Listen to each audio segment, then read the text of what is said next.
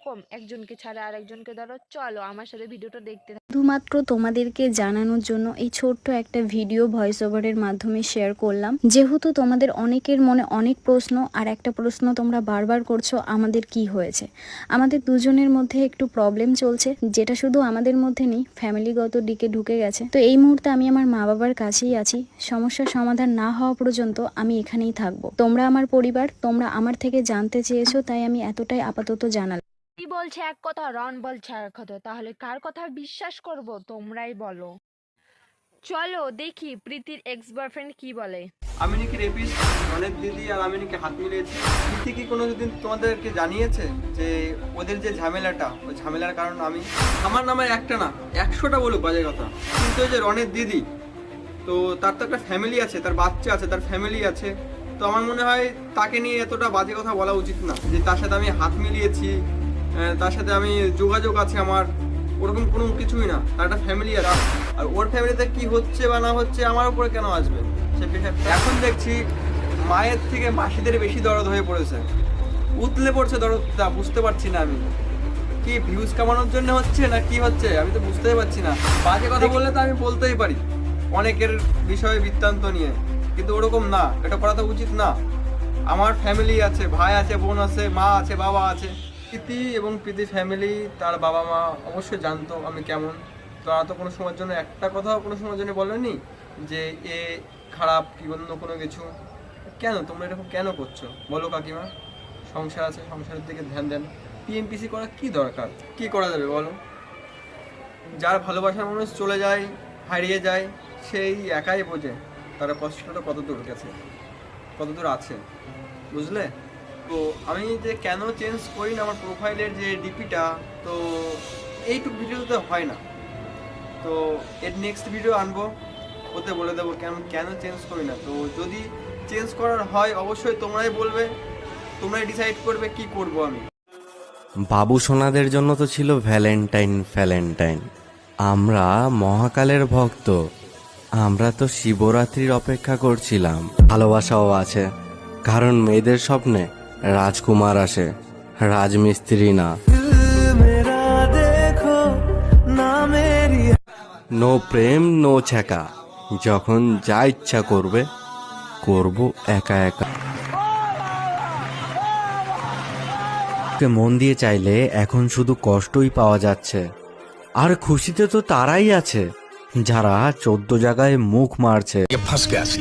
এর মধ্যে যদি জেদ চলে আসে, তখন জিতে যায় দুজনেই, শুধু হেরে যায় সম্পর্কটা। তোমাকে নিয়ে যে কথাগুলো বলা হয়েছে যে তোমার 3-4টে গার্লফ্রেন্ড ছিল, এগুলো একদমই মিথ্যা, তাই তো? একদম পুরোটা মিথ্যে কথা বলেছে, যে আমাকে পুরো ডাউন করার জন্য সে মিথ্যে কথা সাজিয়ে বলেছে। মানে তোমার নাটক করে, পুরো কান্নাকাটি করে, সোশ্যাল মিডিয়ায়, টিকটকে, সোশ্যাল মিডিয়ায় এসে নাটক করে সে বলেছে। তো ভাই, আমি তোমাদেরকে কথা দিয়েছিলাম এই ভাইয়ের সাথে, মানে মিষ্টুরার যে আগের বয়ফ্রেন্ড ছিল তার সাথে আমি একটা ভিডিও করে দেবো, ঠিক আছে? তোমরা এই ভাইটাকে অনেক কুরুচিকর মন্তব্য করেছো, অনেক বাজে বাজে গালাগালি দিয়েছো। আমি মিষ্টুরাইকে নিয়ে কথা বলেছি বলে আমাকেও অনেক গালাগালি দিয়েছো। তো ভাই, সব সত্যি আজ জানবো, আর সেই সত্যি জানার জন্যই আমি এখানে এসেছি, ঠিক আছে? এই ভাইটার সাথে দেখা করতে। তো এই ভাইটার মুখ থেকে সব কিছু শুনে নেবো, ঠিক আছে? ভাই, আমরা এই বিষয়টা জানতে চাই যে তোমার যে কিস করা ভিডিওটা ভাইরাল হয়, সেটা মানে আদেও কি? সবাই মনে করে যে মিষ্টু রয়ের মানে অনেক বড় সেলিব্রিটি হয়ে গেছে বলে তুমি ওটা পোস্ট করে দিয়েছো, এটা কি আদৌ সত্যি না? এই সত্য ঘটনা তোমার কাছে জানতে চাই। ওই ভিডিওটা আদৌ আমার কাছে ছিল না, ভিডিওটা ছিল ওর অ্যাকাউন্টের থেকে পোস্ট করা হয়েছিল।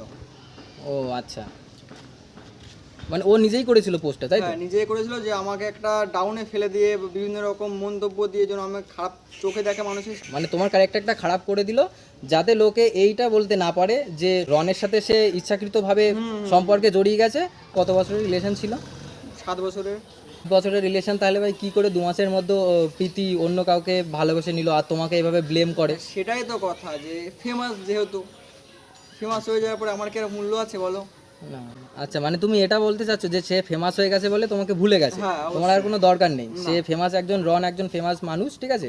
মানে আমাদের রন দাদা, তার সাথে সে ইয়ে করে নিয়েছে, আর তোমার সাথে এইটা কাটানোর জন্য, মানে সে তো ফেমাস, নাটক করেছিল। হ্যাঁ, মানে তোমার সাথে ভিডিও করে সে ফেমাস হয়েছিল, এবং তোমাকে কি করে দুর্নাম করবে, বদনাম করবে, না হতে লোকে জিজ্ঞাসা করবে, লোকের চোখে সে খারাপ হয়ে যাবে। তার জন্য লোকের চোখে সে ভালো হওয়ার জন্য তোমাকে খারাপ করে দিল।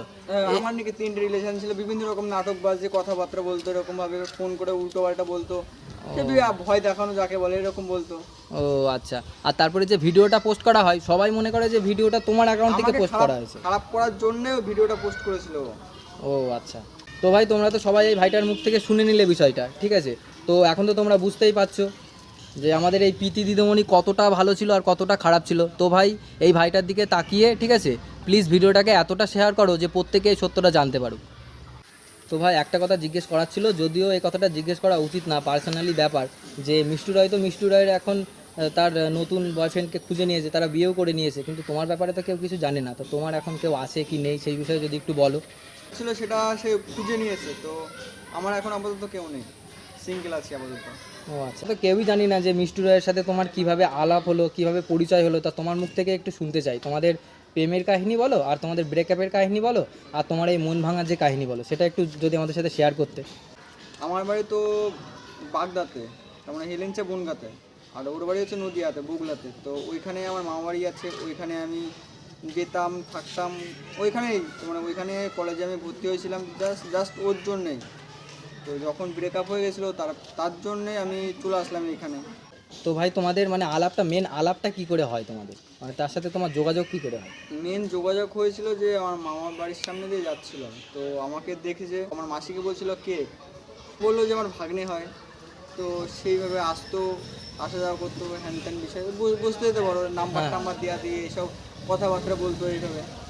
তারপরে এইভাবে রিলেশনটা শুরু হয়েছিল। তোমরা তো সবাই শুনলে ভাইয়ের মুখ থেকে, ঠিক আছে, যে কেমন করে ভাই এই তার দিনগুলো স্ট্রাগল করেছে। তো এরপরেও যদি তোমাদের মনে হয় যে মিষ্টু রায় তোমাদের কাছে এত ভালো একজন মানুষ, সে আজকে এত বড় সেলিব্রিটি হয়ে গেছে বলেই যে তাকে সবসময় ভালোভাবে ভাবতে হবে, এটা কিন্তু কোনো কথা নয়।